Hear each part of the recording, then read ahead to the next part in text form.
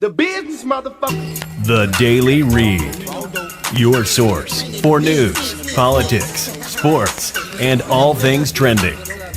Here's your host, Marcus Gentry.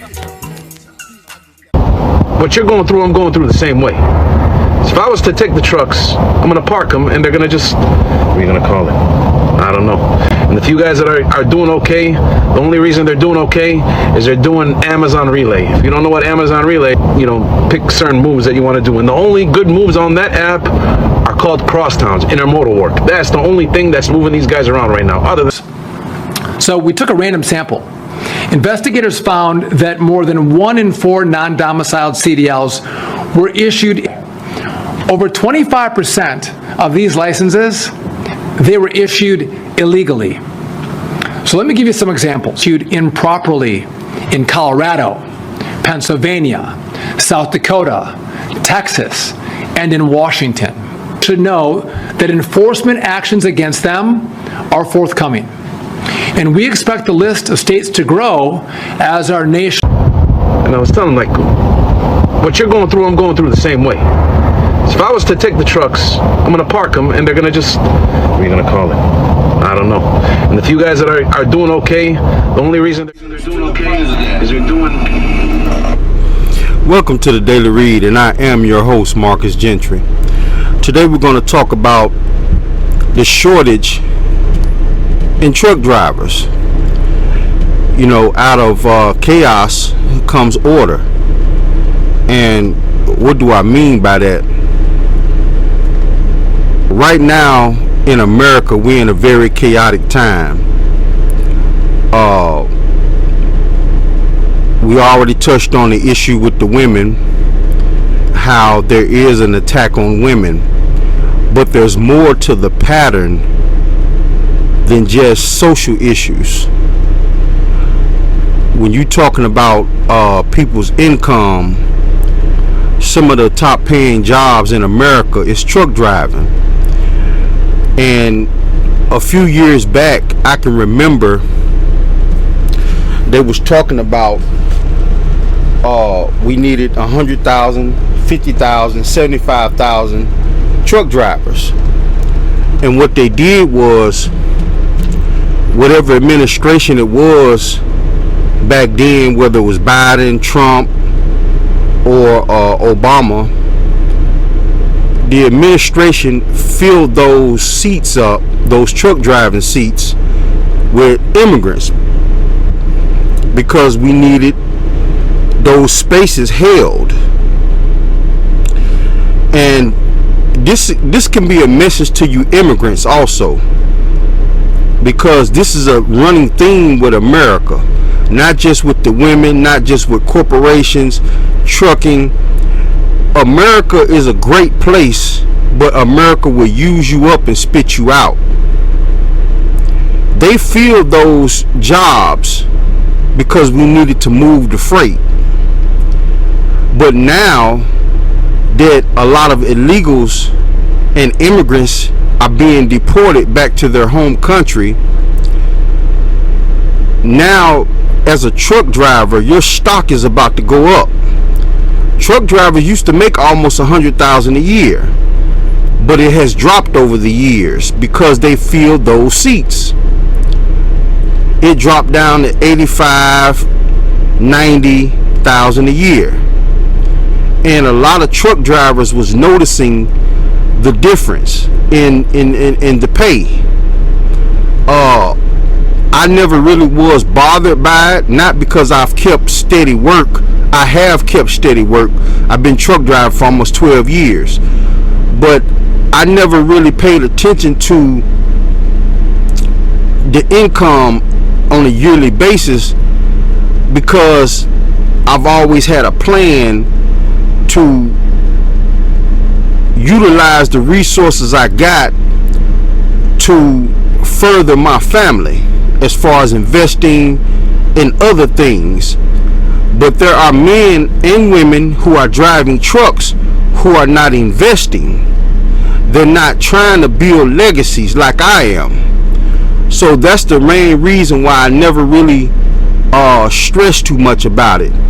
But I can understand if you just a man out here working as a truck driver and you see your pay decrease. But we're going to get into the show because out of chaos comes order. And right now we're living in a very chaotic time with our politics, social issues, and workplace issues. But there will be a stabilization. It might take a generation, but things are going to smooth out. Let's get into it. The industry for truckers is dying. It is being sucked dry by these soulless corporations and lobbyists, and it's got to change. There has got to be a change. There got to be a minimum freight cost of $4 a mile. There has got to be a minimum driver wage of $1 a mile, because all these companies, you can't haul freight for $2.38 a mile when it costs $2.25 to maintain the equipment and get the stuff moved. At least he's right. I'm gonna stop the video right there. For you non-truck drivers out here who don't understand this, most companies, when they hire you, they pay you like $1.50 a mile.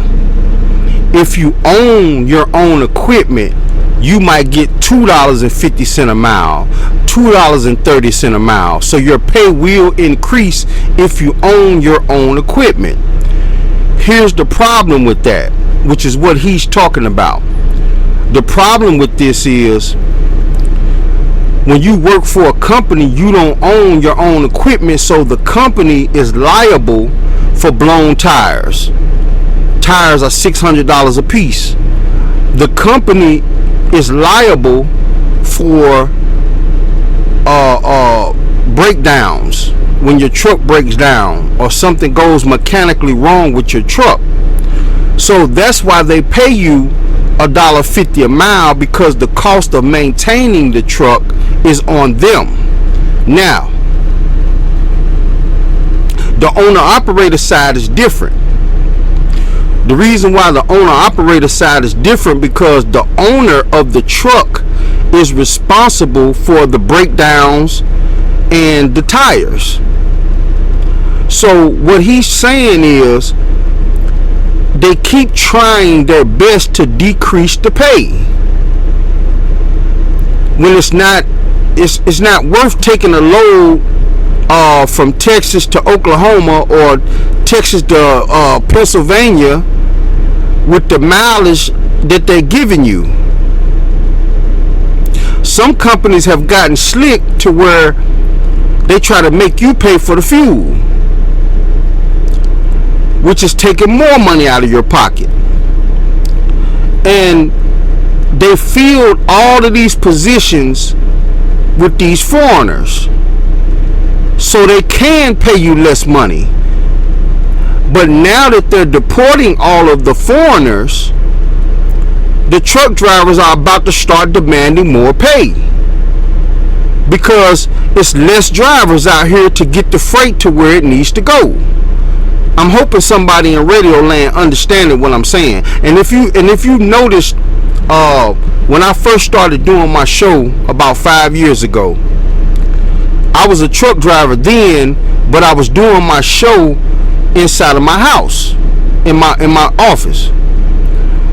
Now I do my show in my truck from different states. So it's the difference is now I had to stay out here more to make more money, instead of taking time off to go home and do my show and things of that nature, because of the pay decrease.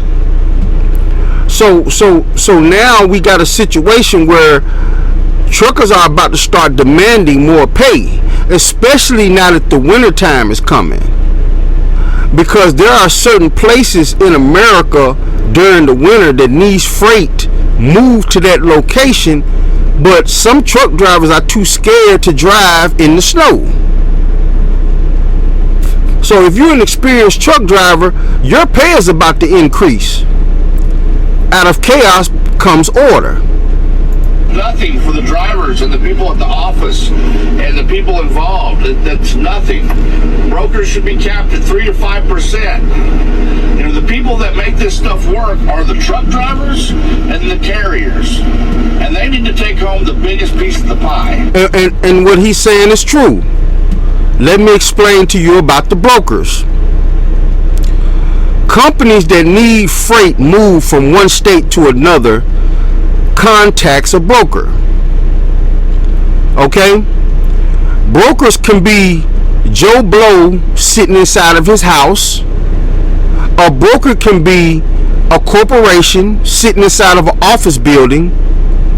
But when that broker gets the phone call that says, I'm willing to pay $1,500 to move freight from this state to the next state, the broker puts it out there, and the dispatchers finds the load. The dispatcher calls the truck driver, and I'm hoping I'm explaining this to you in a way where you will understand that we have two people in front of us for the money. We got the brokers and we got the dispatchers. The dispatchers got to get paid. Okay? So if a load is $1,500, okay? If a load is $1,500, the broker gets $250. The dispatcher gets $250, $300, $400. Sometimes the broker gets more than $250. Sometimes the broker might get $400, $500. By the time the truck driver actually gets the load, he gets out of $1,500, he might get $700, $800. And what this truck driver is trying to tell you, America, is we are the ones that actually move the freight. We are the ones that should get the majority of that money. Not some guy sitting in the office somewhere, he gets on a computer and sends out a message saying, I got a load to be picked up at such and such and dropped off at such and such, is paying $1,500. So my rate is $400 of that $15. And then the dispatcher gets it. He tells the truck driver that there's a load being picked up for $1,100.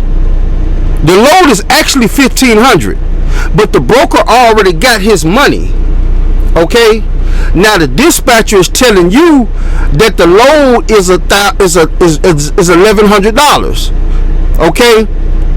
And the dispatcher is telling you you can get $780 out of that $1,100 because we got to get our cut. So now you got all of these people who are dipping in the money. And what this truck driver is trying to tell you is we got to maintain the equipment. We got to pay for tires. We got to pay for fuel. We got to pay for if the truck breaks down. So if you got to pay for all of this, we should get the majority of the money. Not you sitting in some office somewhere, make a few phone calls. And this is what we've been complaining about for a long time. And now that the illegal immigrants are starting to get their CDLs taken, and a lot of immigrants that can't really speak English, you got to be proficient in English to even carry a load in America now. Because America's cracking down on a lot of these illegals taking jobs from us. Let's continue on. This is ridiculous. And it's caused safety issues across the board. Everybody's got to cut corners, they got to go above and beyond what they can do safely just to try and make it to get ahead and still not get ahead. These companies are having to borrow and go into debt, hoping to God for a miracle. And we need a miracle. We need a government that's going to look at this and say, listen, these corporations aren't going to step in and do it. They're not going to do the right thing. We got to do what's right for the people, for the hardworking people of America. Or the trucking industry is just going to come to a halt because nobody's going to be able to do it. It can't keep going on like this. It can't. And I know that $4 a mile, you're going to have to cut the fat somewhere. But guess what's going to happen? Some companies are going to cut the fat at the top. They're going to take away all this money for the the CEOs, all these bonuses. Now, remember what I said earlier. I'm going to stop him right here. The people at the top are the brokers and the dispatchers. Okay? They shouldn't be sitting around making $400, $500, $800 off of every load. Sometimes these brokers and these dispatchers are making more money than us, because you got to realize, if you got a dispatcher who's making $300 off of every load and he's giving out 5-7 loads a day, he's making more money than the actual driver. The actual driver that's out here in the elements, in the cold weather, in the heat, working. The broker sitting in a big office somewhere, or some brokers are sitting in their house drinking coffee, watching television. They're getting $300, $400, $500 a load. And if he does 5 or 6 loads a day, he's making well over $200,000 a year just being a broker. When the truck driver should be making $200,000 a year, he's the one who's actually out here in the elements. Making for robbing people, because as much as they can steal from somebody, that's how they get their bonuses. That by expanding the profit on the bottom line, making it grow, by cutting the throats of all the people involved. Well, what's going to happen is these companies are either going to raise their prices on their product, and other companies are going to cut the fat at the top and start giving people what they're worth instead of what they've stolen. And some companies' prices are going to stay the same, and some companies' prices are going to skyrocket. Guess what? The consumer is going to look at that and go buy the fairly priced freight, where the people made the right decision for the company and for the people involved, all the people involved, not just the shareholders and the profit people and all that. I don't know if you don't know, I'm a truck driver, right? Owner operator. And there's something about that I forgot about. Some of these companies are real legitimate nationwide companies, and they got shareholders. So not only do the broker get a piece of your money, the dispatcher gets a piece of your money, but the shareholders, they got to make profit for the shareholders. Some guy sitting at home buying stock inside the company, he gets some of your money. So this is what I'm saying when I was talking. I forgot all about the shareholders, because not all of these brokers work for themselves. Some of these brokers work for actual firms and companies, and these firms and companies have shareholders, and the shareholders want dividends off of their stock. So everybody gets a cut off of every load that we do. And what that truck driver was saying is, give the people more money that's actually driving. And now they're going to be forced to give us more money because it's going to be less of us out here. See, when they had that drought of truck drivers a few years ago, they really didn't have a drought. They wanted to put more truck drivers on the road so they can make more money themselves. I'm hoping y'all get what I'm saying. Okay, basically, if you got less drivers, you got to pay them more to get the load there. But if you got more drivers, you can cut down the pay on the drivers and make more money for your company. So they really didn't. They say they had a drought about 4 or 5 years ago, but it really wasn't really a drought. They just wanted to make more dividends and funds themselves. Let's get back into it. Unfortunately, for a while now, how can I say it? A trucking recession. Truck drivers are falling like dominoes, giving up on the business. Today was an unusual day. A few of my friends, they post their trucks on the marketplace. They just want to get rid of it. They just want to move on. They're not too many people are looking at, in general, nobody wants to buy. So, like I said, today was a little unusual.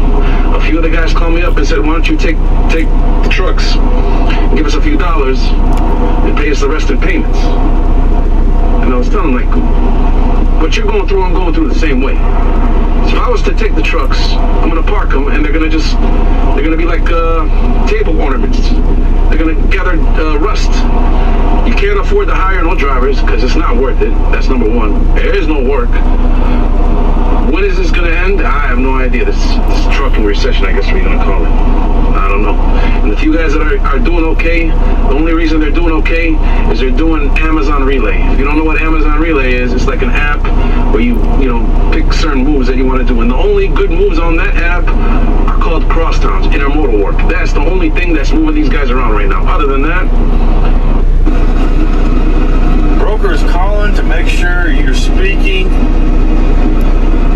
reading, and writing English before you can cover their load. That's right. I got that load coming out of Iowa, going back to Texas.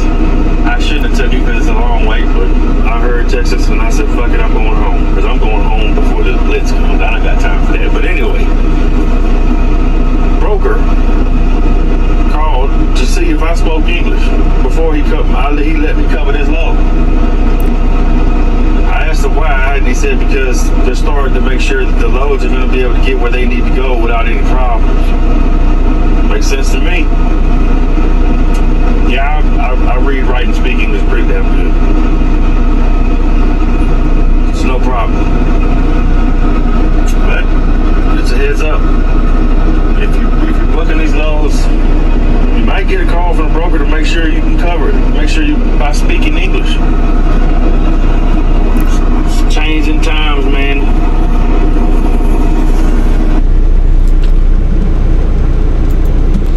I want to put pause on this real quick because we're going to put pause on this real quick because this is important. I started driving trucks around 2014, 15, 16, I think 15, right up in here. And remember what I told you earlier about them needing 50,000 truck drivers. So this number is kind of right. It's almost off a little bit. I think they rounded up when they said it on the news. But during this time when I started driving trucks, they kept saying that they needed 50,000 truck drivers to cover the freight. But what I'm saying is that was bull. And the reason why it was bull because at the time I got into truck driving, I jumped into an industry that was booming. I'm talking about truck drivers was making $1,500 a week, $2,000 a week. It was booming. And the reason why it was booming is because there was so few legal U.S. citizens truck drivers out here that can actually read and write English and can move the freight around rain, sleet, or snow. But if you look it up here, 2025, 2026, they keep saying they need more truck drivers. Okay? The reason why they need more truck drivers by 2026 and beyond is because they want to make more money. The more truck drivers out here, the less money they can pay you. It's not because they got a shortage on drivers. I go to truck stops all the time and I see drivers just parked waiting for a load. And I be thinking to myself, man, this must be a bad area to pick up freight. Because the same guys be parked in the same spots. Not moving. Not going nowhere. Just sitting waiting for the dispatcher to call them with a load. I've worked for companies when I call them and I ask the dispatcher what's going on. Well, it's kind of hard to find freight. This is what the dispatcher's telling me. It's hard to find freight. But back then in 2015, it wasn't hard to find freight. You could pick up a load and the dispatcher can tell the broker, I want $200-300 more for that load because I got a load over here that's paying this much. So the broker will break down and be like, okay, I'll pay you that. And then you will pick up the freight and make your money. But once they added all the immigrants in that they're trying to get rid of now, these companies, these brokers and these dispatchers who work for truck companies started making more money. But they started paying us less. I saw my checks go from $1,500 a week to $900 a week to $1,000 a week, sometimes $1,200 a week.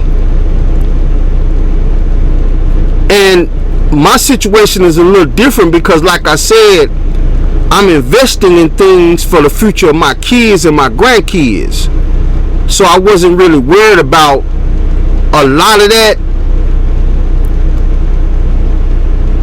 But now I'm telling you drivers that you need to make your dispatchers aware that once they start implementing all of these changes, you can ask for more money. Once they start implementing all of these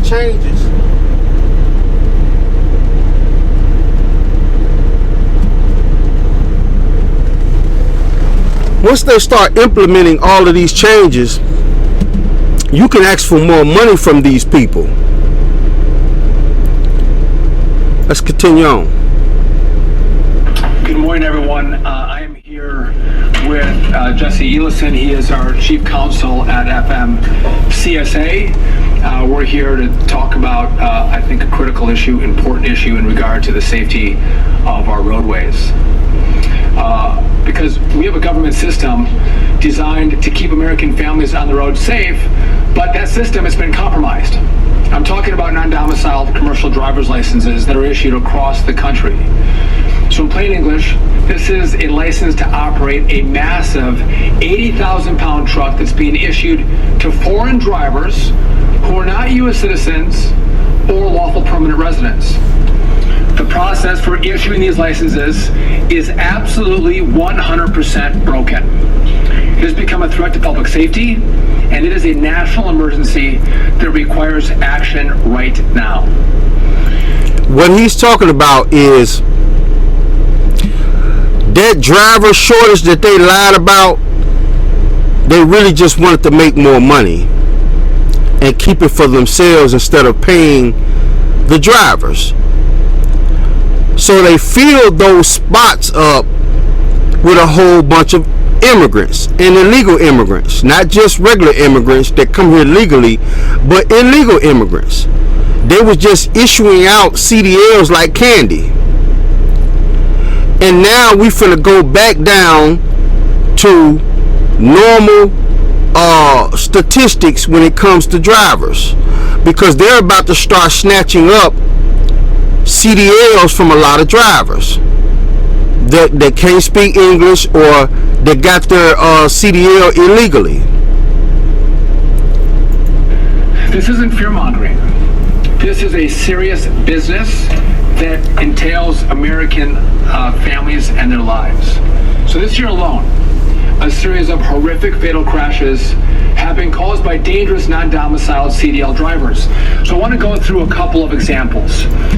What all set this off, people, is if you've been following the news in Florida, I think he was a Indian or Arab. Him and his driving partner did an illegal U-turn in a spot that he wasn't supposed to do a U-turn at, and a woman crashed into his truck and she died. Several cars got piled up, and you're already in an administration that is hostile to immigrants and illegal immigrants. So when that happened, which it happens a lot, okay, but like I said, when it happens in a normal administration, the police get involved, it gets shoveled up under the rug, and it disappears out the news, you know, for after a day or two. But this particular incident he's finna talk about happened in Florida, and you have an administration, like I said, is very hostile to immigrants and illegal immigrants. So this is the main reason why he's talking about this and why they're making changes, because this has been going on for a while now, at least 4 or 5 years. Let's get into it. Pull the first one up here. On March 14th in Texas, a truck driver failed to brake and crashed into a long line of traffic. This caused a 17 vehicle pileup that killed 5 people, including 2 children, and 11 were hospitalized. A post-crash investigation revealed a history of unsafe lane changes, ignoring traffic signs, and multiple violations of hour of service rules. I want to go to slide 2 here. On May 6th, in Alabama, a driver with less than 6 weeks of experience slammed his tractor and trailer into 4 vehicles stopped at a red light. He killed 2 people and he injured 4. He had previously failed his skills test for speeding in his skills test. The crash occurred on just his 3rd day of employment with his carrier. And my third example, this of course was the fatal car crash in Florida. This is the one right here that set everything off. The ones he talked about before are incidences that occur often with these immigrants who can barely speak English, who basically was given a CDL after doing the minimum driver testing because they needed the drivers. Let me explain to you what I'm saying, so you really can understand. You know, my people like for me to break it down for them. Remember when I said about the 50,000 they needed truck drivers, which they really didn't. The companies who give money to the politicians urge the politicians to slack off of the criteria to allow them to get more drivers. So the DOT, this is before Trump got in office, okay? This is not me praising Trump. I still don't like him. Think he's a piece of shit. But in this instance, he's right. They cut our pay because they started hiring more illegal immigrants, more immigrants. Some of these people can't even speak English. I'm at the truck stops all the time, and back in the days when I first started driving, I can go on a truck stop and see, you know, black and white American drivers. Now it seems like every driver out here on the road is an Indian, an African, Chinese, Korean, Arab. I'm talking about, there's nothing wrong with that. But when you see these people, you automatically know they can barely speak any English. Now, if they were Arab Americans, cool. Arab Africans, cool. I mean, American Africans, cool. American Mexicans, cool. But when you see these people, and you at the microwave trying to heat up your food, your dinner, and you talk to them and they can barely even speak English, understand what you're saying. And it's everywhere, not just one particular state, it's everywhere. They needed these drivers so the companies can make more money. And now the government is trying to take it back. They're trying to take these CDLs out of the hands of these people. These accidents and bad driving records been going on for a long time. But now that the new administration is in office and they're trying to show people how they're tough and all of that, they're trying to crack down on this now. Earlier this summer, and many in the media had reported on that. On August 12th, the driver who had attempted an unauthorized U-turn on the Florida Turnpike caused this crash. It caused a minivan to crash into his trailer, killing 3 people. The driver had a prior speeding ticket and was non-proficient in English. He had previously been issued a CDL improperly by the state of Washington. He now faces multiple counts of vehicular homicide and manslaughter. So again, in each of these tragedies, the drivers were non-domiciled. We have an obligation to keep the American people safe, and that requires action today. That's why under President Trump's leadership, we have launched a nationwide audit of You see how he threw that in there? Under President Trump's leadership, these people are really just trying to be tough to let people like Trump. I get it. But these accidents by these foreigners have been happening for a long time. For a long time. Okay? You got to understand this. Corporations that give money to these senators and these governments trying to get in power, these people trying to get in power, they were pushing the government to slack off. And now that a new government is in place, they don't care about the millions of dollars that these politicians in the past received, because most of these politicians wasn't with them. So now they finna snatch up these CDLs in a few months, a few weeks. When things start changing, they're gonna have to pay you more. And this is for my truck drivers out here. They're gonna have to go back to paying you, especially now that winter's coming. Okay, winter's coming fast, and they're gonna have to move this freight. Rain, sleet, or snow, you gonna have to get out here. And when they start snatching up these CDLs, the pay rate is gonna have to go up. Non-domiciled CDLs to get to the bottom of what we think is causing this crisis. We've heard from truckers and safety advocates and news reports that something was seriously wrong. It was alleged that the open border policies of the last administration has led to an exploitation of our nation's trucking licensing system. So today, I'm here to tell you after our audit that those reports, they're all true. What our audit has already discovered should anger every single American. So here's what we've learned. I just want to walk through it. First, our audit revealed a systemic breakdown among states to follow the law and issue licenses properly. States are failing to follow even the most basic procedures. We even uncovered widespread procedures. That's a lie. That's a lie. The states had the procedures right in place.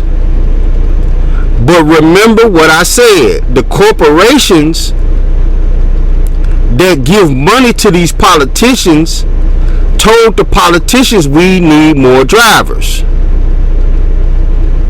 So once the politicians got this money, they called the DOTs and the inspectors and told them to ease up.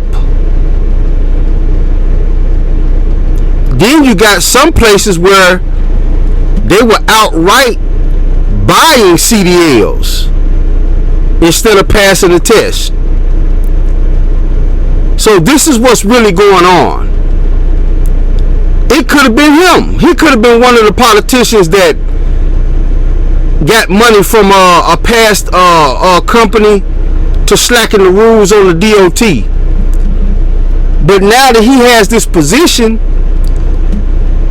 and now that he already done got their money, he don't care anymore.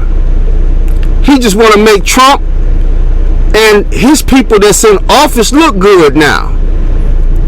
Visual errors, computer programming flaws, and a gross lack of oversight in the states that issue CDLs. This means that thousands of licenses that should never have been issued actually were issued. States are issuing licenses that extend months and even years beyond a driver's lawful presence in the U.S. This is a direct incentive to stay in our country illegally beyond their authorized work permit. They have driver's licenses. So in some disturbing cases, they have failed to validate a driver's lawful presence before handing them a commercial license. It's deeply disturbing, but even worse. Our second finding was that the current federal regulations are allowing dangerous, unqualified drivers on American roadways. This means that even when the rules are being followed, dangerous individuals who shouldn't be near a big rig are getting behind the wheel and causing crashes on our roadways. Eligibility requirements are deeply flawed and they're way too broad. They are simply not strong enough to prevent more of these horrific crashes from occurring in America. The system, it's failed, and it's a national emergency. So the combination of a catastrophic failure of states to follow the law and a broken system has created an imminent hazard to American travelers. That is why today I'm announcing two immediate major actions. Number one. I want to say something also about the whole Charlie Kirk situation. Okay? Which ties into this. Now, I'm going to cam up real quick because I want y'all to really understand something when I say it. There was a lot of things that happened when Charlie Kirk was assassinated. Remember what I said on the prior week's show. Charlie Kirk's assassination put Republicans in a bind. Okay? The Republicans was grooming him to be a powerful senator and maybe even the president. There are other men in the Republican Party, like this guy right here, Dewey, Fuentes, Spencer. There are a few middle-aged white men in the Republican Party and black men who they gotta rely on now to take up that slack. Okay, this is not just him trying to look tough for Trump. This is him also trying to make his resume look better for future political gains. Okay, you got to understand. See, we're getting back into the politics now. Okay, for a few minutes, I went off into social issues on my show. Remember, my show started off as a political show. I used to read the newspaper. That's why I call it the Daily Read, and find political stuff in it to bring to you. So now we're getting back into political territory. You're going to start seeing guys like him and a few others who are in powerful positions try to one-up each other and get their resumes as a tough politician out there, because they don't have time enough to groom another Charlie Kirk. Charlie Kirk was probably being groomed since he was a teenager. Okay? That's the reason why they were sending him to the college campuses to talk to the college students, because those college students are more than likely going to be the future voters. So even if he argues with them, he's building a relationship with them. It might be a young woman or a young man who's 20 at the college campus. By the time she's or he is 28 and a certified voter, and Charlie Kirk starts running for president, they might see that and be like, I remember that guy. He came to our college campus and had a debate.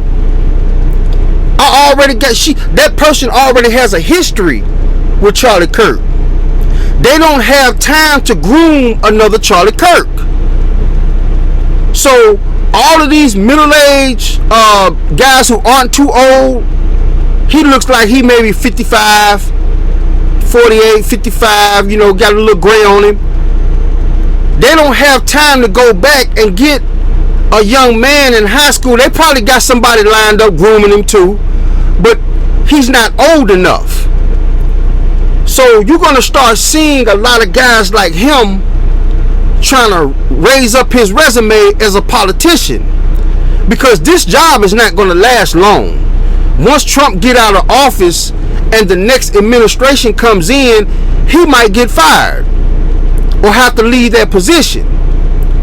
So now, by him doing this, which is a good thing, because that's going to up our pay as truck drivers, but by him doing this, you got to understand the long-term gains that he gets from this. And he's not going to be the only one. The whole ICE situation where they're deporting all of the illegals. You seen Bobert, right? Dressed up with a flak jacket on, running around with ICE agents trying to arrest illegal immigrants. Why is she doing that? Most people that's over ICE, you never even know who they are. You never even see them. They just send their agents out to do the job. But she makes it her business to be out there with the ICE agents. Why is she doing that? All of this is to show the people who she is. That way, when a new administration comes in and she has to leave that position, she has maybe another position lined up in the government with another Republican administration. You see how this is being played out? Now, what I'm saying is, what he's doing is correct. But there's also another meaning behind this. Remember what I said at the beginning of the show. Out of chaos comes order.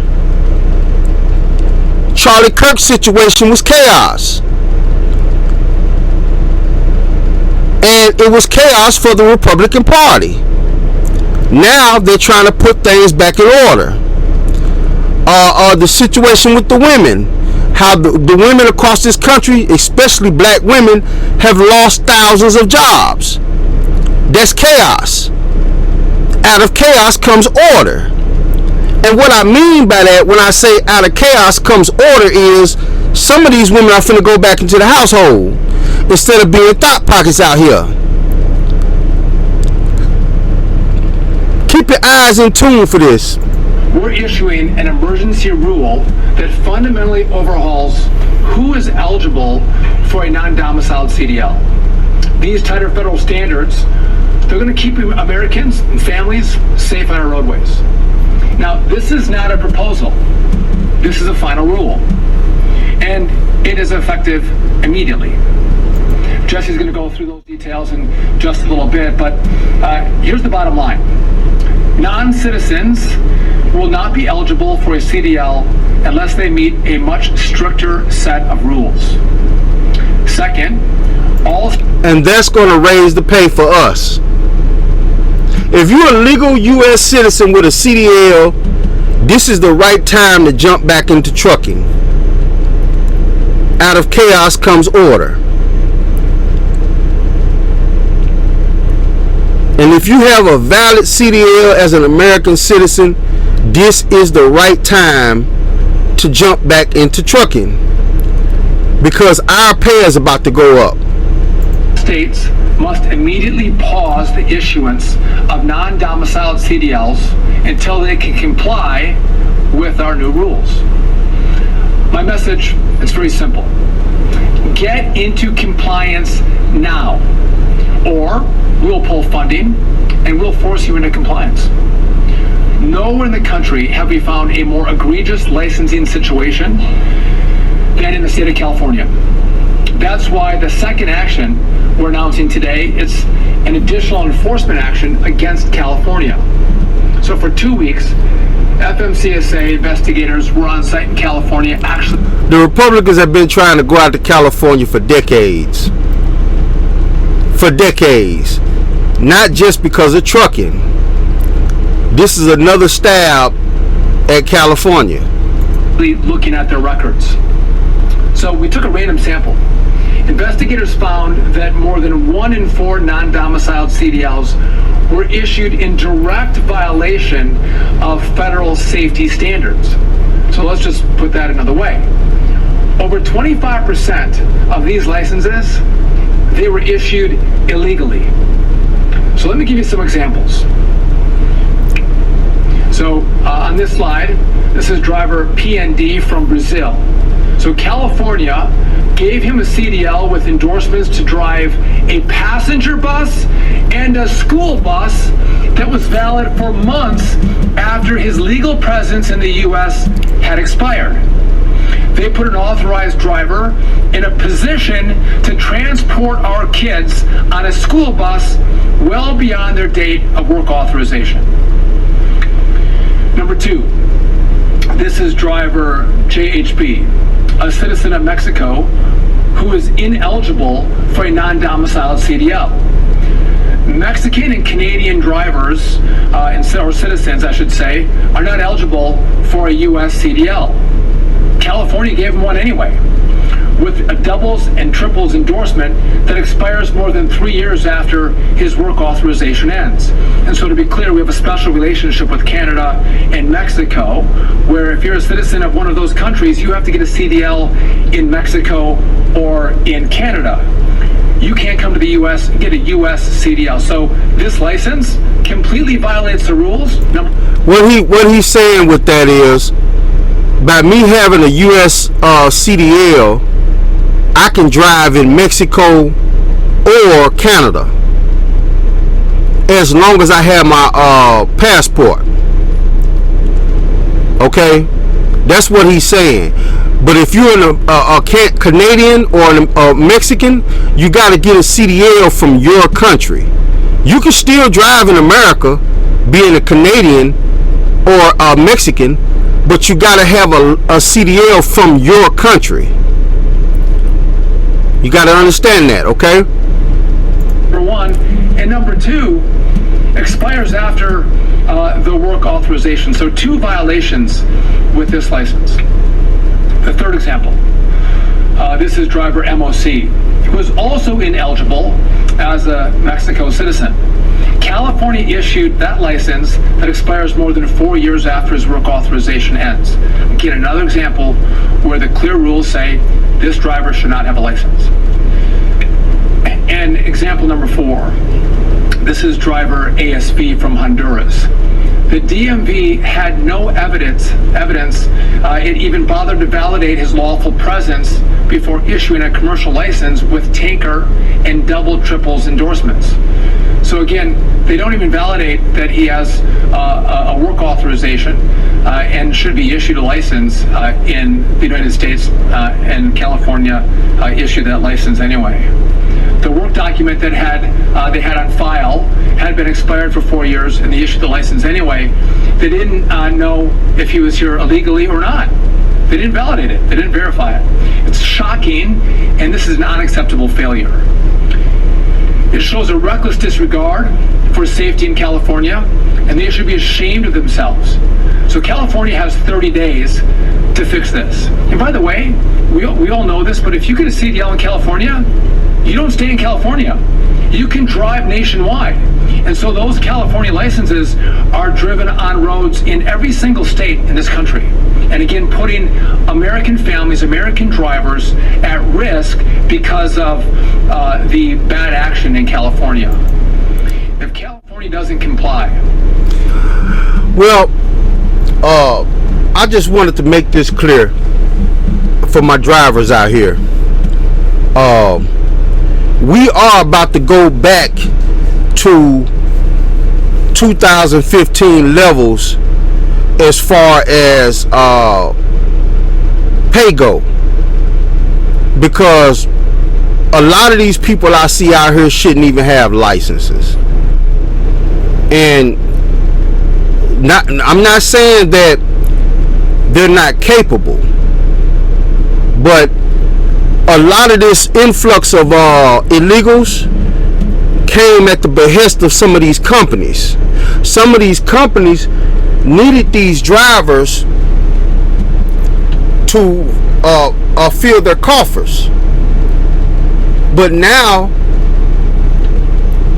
now that they're getting rid of all of these immigrants, there's a lot of job openings. But a lot of these job openings, a lot of Americans don't want to take them. So I hope you guys learned something for the day. This is the Daily Read, and I'm out. The business, motherfucker. The Daily Read. Business.